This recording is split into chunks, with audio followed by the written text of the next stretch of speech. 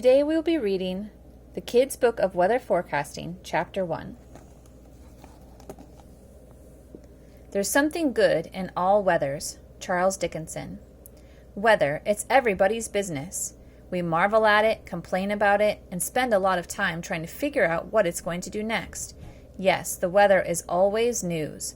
Farmers and fishermen depend on the weather to make a living. Poets are inspired by sunsets and sea breezes. We all know songs about sunshine and rain. The weather in your area affects whether you need to heat your house in the winter, what kind of clothes you wear, even what kind of tires are on your car.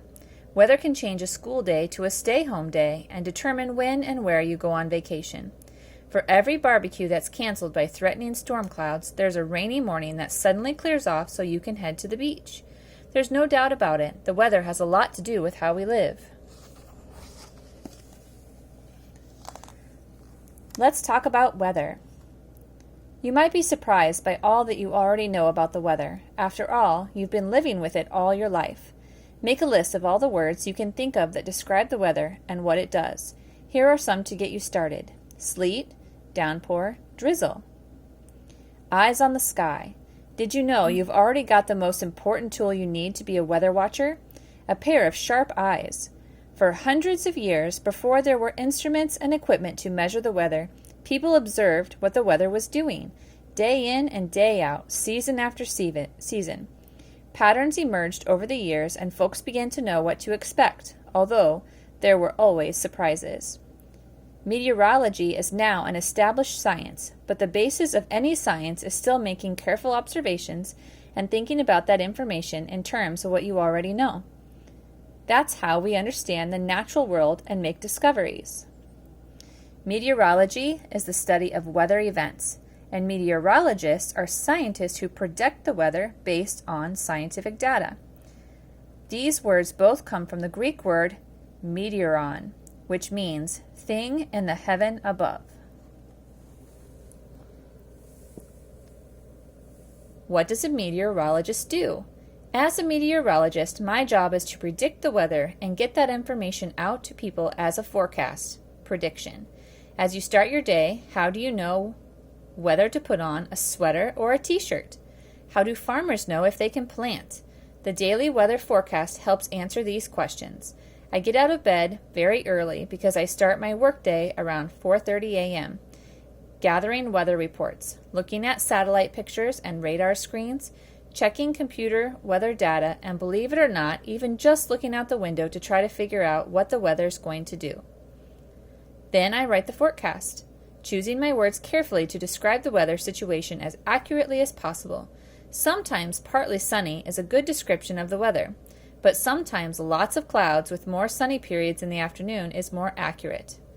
My weather forecasts are used by several radio stations, a few newspapers, and even appear on the Eye on the Sky website at www.eotsweb.org.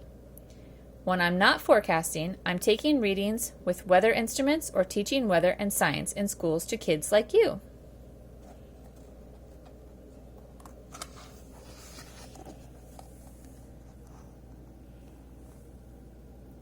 Look for that. Your softball game gets canceled because of rain, or you're riding your bike to a friend's house when a little drizzle turns into icy rain or snow. Ouch. We often think of weather in terms of good and bad, and we tend to pay more attention to the bad weather. But what makes a day unpleasant for one person might make it comfortable, useful, or even beautiful to another. The same rain that ruins our softball games nourishes our lawns and gives us water to drink.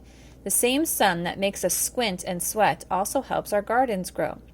So, do you agree with the expression, every cloud has a silver lining? Is it about weather or about life? Silver lining. Cold weather, warm ears. In 1873, 15-year-old Chester Greenwood invented a weather beater that we still use today. When he went ice skating, his ears always get cold. But he was allergic to wool, so wearing a hat was uncomfortable. So Chester made a wire frame with loops at each end that fit over his head, and his grandmother sewed fur on the outside of each loop and velvet on the inside. The ear flaps worked so well that other kids were eager for a pair. By 1936, Chester had a factory that produced 400,000 earmuffs a year. Ooh, ah. Try it. These days, all it takes is the push of a button or the turn of a dial to make the temperatures of our homes and cars more comfortable. With special fabrics like fleece and synthetics, we enjoy outdoor sports no matter what the weather. All these products came about because people like Chester set out to make life easier. If you were to invent a weather beater, what might it be? How would I know if I would enjoy being a meteorologist? Do you like to read mysteries and guess the ending before you finish the book? I think of a meteorologist as a kind of science detective. Meteorology is a science, so I studied lots of chemistry and physics in school. And even with all we know, the weather is not completely understood, so I have to use clues to figure out what it might do. I look at what the weather did in the past, last week, or last year to predict what I think will happen. If you like observing all the amazing weather events that go on around us and using science to solve mysteries, you'd find being a meteorologist a very exciting job.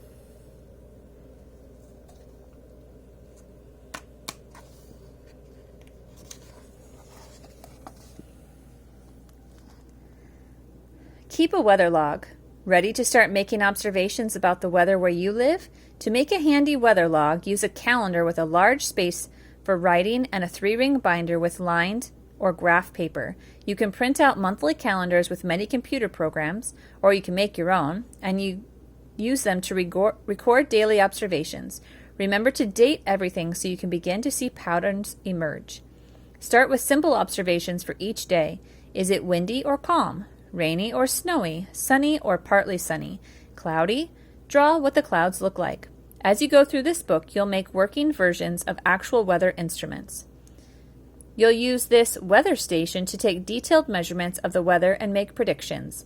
Use your binder to record these measurements along with the comments and drawings. Here's a way to organize your weather observations and measurements. Record more detailed observations as well, considering questions like these. What did you wear? How else did the weather affect your plans? Was the weather the same in your backyard as it was on the school playground? How did the weather change during the day? You will want things like date, general weather conditions, barometric pressure, temperature, wind direction, wind speed, relative humidity, precipitation, and clouds. Once you have a week or two of data, scientific information, you can start looking for weather patterns, relationships between a weather condition, wind from the northeast, for example, and the weather event that follows, rain later that day. Try writing a forecast for the next day's weather in your log, then see if you were right.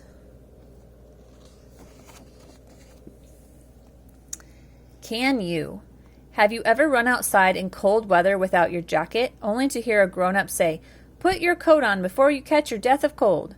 Can you really get sick from going outdoors without proper clothing or catch a chill from wearing wet socks? There is no medical evidence to support the idea that being out in cold weather will cause you to catch a cold. Colds are caught from people and not from cold weather. In fact, there is actually less chance of catching a cold in the cold.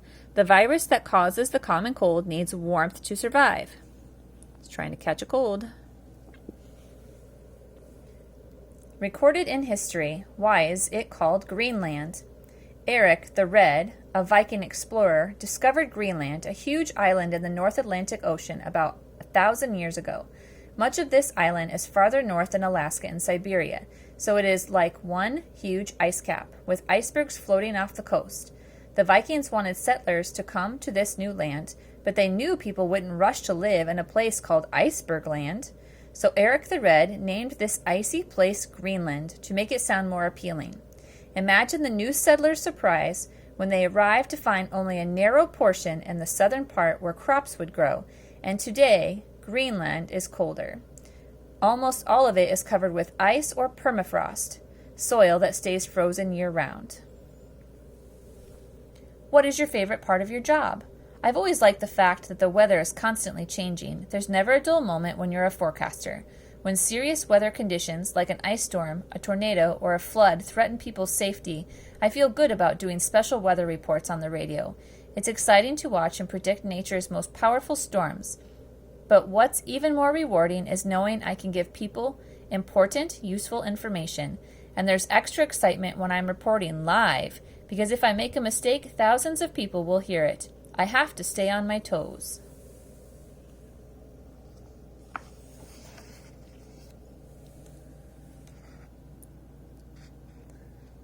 I am a weather poet. There came one drop of giant rain, and then, as if the hands that held the dams had parted hold, the waters wrecked the sky. Emily Dickinson. Can't you just see the downpour that Emily Dickinson describes in her poem about a thunderstorm called "The Wind Began to Rock the Grass"?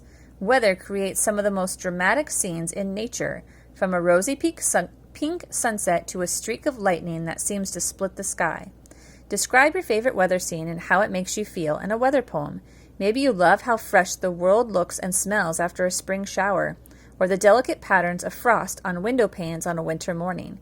Use lots of descriptive words and let those feelings and images flow onto your paper. Collect your poems into your weather log. Weather tunes. Some weather-inspired songs have been big hits like "Singin' in the Rain" from the 1951 musical of the same name. Others, like Bob Dylan's "Blowin' in the Wind" or "Here Comes the Sun" by the Beatles, have turned up on the pop music charts, and maybe you have a younger brother or sister who loves those old favorites, "Mr. Sun" and "Rain, Rain, Go Away." Try it. How many songs and rhymes can you think of with the words sun, moon, rain, and showers in the title?